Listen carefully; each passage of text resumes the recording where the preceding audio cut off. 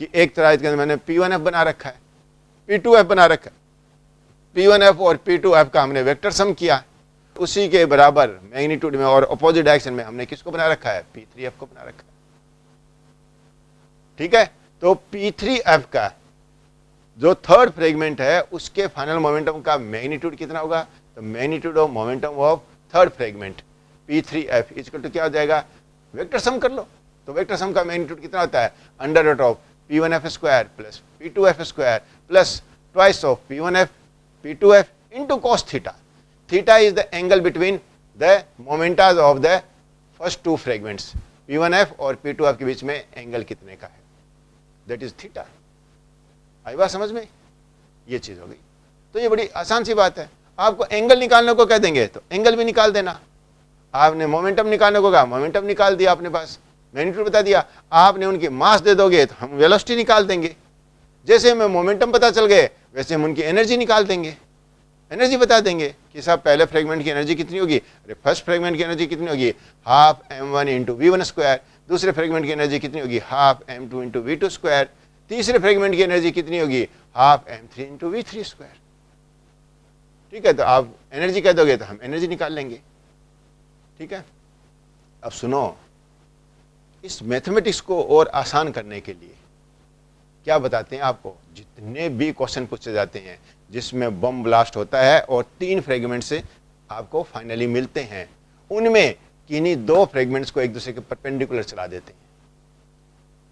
ठीक है, जैसे ही आपने परपेंडिकुलर चलाया, जैसे ही अपने पास फर्स्ट फ्रेगमेंट और सेकंड फ्रेगमेंट एक दूसरे के परपेंडिकुलर चल रहे हैं, इसका मतलब वेक्टर P1F और वेक्टर P2F के बीच में एंगल कितना है, 90 डिग्री, इसका मतलब थीटा कितना है, 90 डिग्री। तो थर्ड फ्रेगमेंट जो किसके बराबर है, तो थर्ड फ्रेगमेंट का जो मोमेंटम है वेक्टर P3F है, वो किसके बराबर है, minus of sum of vector P1F and vector P2F।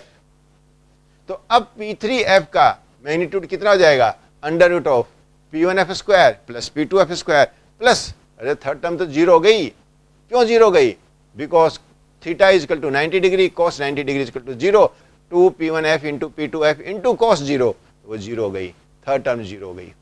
Third term zero होते क्या देखा अपने पास कि जो थर्ड फ्रेगमेंट है उसका मोमेंटम कितना हो गया, under root of P1F square plus P2F square. अब ये दोनों मोमेंटम एक दूसरे के परपेंडिकुलर है, दोनों का फाइनल मोमेंटम किंतु दोनों के मोमेंटम का सब P1F और P2F का सम होगा, वो कौन सी डायरेक्शन में होगा, और उसी के अपोजिट डायरेक्शन में कौन होगा, P3F होगा। आप इन एंगल को निकाल लीजिए, एंगल निकालने के बाद में आप ये बता सकते हैं कि जो थर्ड फ्रेगमेंट है वो फर्स्ट फ्रेगमेंट के साथ कितने एंगल पर जाएगा, जो थर्ड फ्रेगमेंट है वह सेकंड फ्रेगमेंट के साथ कितने एंगल पर जाएगा, आप दोनों ही बात बता सकते हैं। हाँ, फर्स्ट और सेकंड फ्रेगमेंट तो एक दूसरे के परपेंडिकुलर जा ही रहे हैं, तो आप उनके दोनों के मैग्नीट्यूड्स को देख के आप ये बता सकते हो कि उन दोनों का रिजल्टेंट कौन सी डायरेक्शन में होगा, उन दोनों के रिजल्टेंट के अपोजिट डायरेक्शन में कौन होगा, P3F। तो जैसे ही वो आपको एंगल पता चला वैसे ही आप P3F का P1F के साथ एंगल और P3F का P2F के साथ एंगल बता सकते हो। तो ये बड़ी सिंपल से केसेस आते हैं जिनके अंदर में आपसे ज़्यादातर आपसे एंगल पूछ लेंगे, उसका मैग्नीट्यूड पूछ लेंगे, या कई बार आपको सिचुएशंस बता देंगे कि बताइए कि कौन सी सिचुएशन पॉसिबल है, कौन सी सिचुएशन पॉसिबल नहीं है। आपको करना क्या है, आपको यही करना है कि आप ज़रा देखिएगा कि इनिशियल मोमेंटम कौन सी डायरेक्शन में, इन जनरल आपको इनिशियल मोमेंटम जीरो दिया रहेगा, तो इसलिए जो फ्रेगमेंट्स आएंगे उनके फाइनल मोमेंटम का जो सम है वो आपको जीरो करना है और जीरो होना चाहिए, ऐसा है। कोई बात क्लियर? तो बच्चों ये आपके एग्जाम्पल्स आ गए, किसके, और कंजर्वेशन ऑफ मोमेंटम के। ठीक है, चलिए एक एग्जाम्पल और हम आपको देंगे जिसको हम नाम देते हैं बैलिस्टिक पेंडुलम।